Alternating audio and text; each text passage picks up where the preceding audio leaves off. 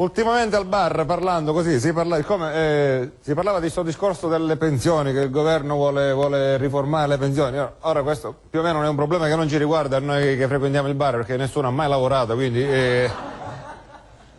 Però correva sta voce che uno dovrebbe andare in pensione a 96 anni dopo aver pagato 58 anni di contributi. Cioè, se va bene cambi 2 mesi e poi sei a posto. Allora, parlando così, siamo resi conto che questa cosa non è giusta. Cioè, io penso che per fare un discorso onesto, giusto, bisognerebbe che lo Stato... Cioè, il periodo contributivo con il periodo durante il quale uno percepisce la pensione dovrebbero essere uguali, in modo che non ci guadagna e non ci perde nessuno.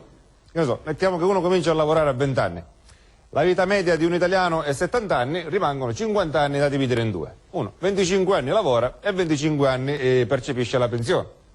L'altra cosa che secondo me andrebbe discussa è che uno dovrebbe poter scegliere quali 25 anni fare prima. Che non è bello che uno quando è giovane, cioè nell'età dove uno è più prestante, li passa a lavorare, poi magari arriva a 60-70 anni, già adesso vai in pensione e ti puoi divertire.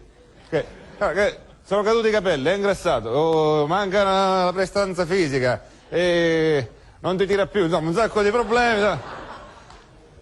Invece uno passa i primi 40-50 anni della vita a divertirsi. Poi alla fine, adesso ho fatto una bella vita, mi posso dedicare alla famiglia, al lavoro, mi posso rilassare. Percepisci la pensione quando sei giovane e lavori dopo. Solo che il mio amico mi faceva notare, sì, ma come fai a stabilire se uno dopo i 40-50 anni di pensione, e poi come fa uno a stabilire se deve percepire una pensione da operaio o da dirigente? Uno fa una bella dichiarazione sostitutiva, dove uno dice io mi impegno da 40-50 anni in poi ad occupare un posto da dirigente, poi provvederà lo Stato a trovarmi una collocazione. Aspetta, no, poi...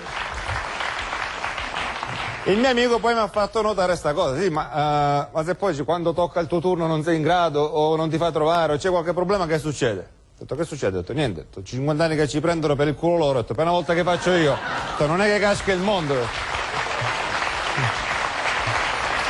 Grazie. Arrivederci.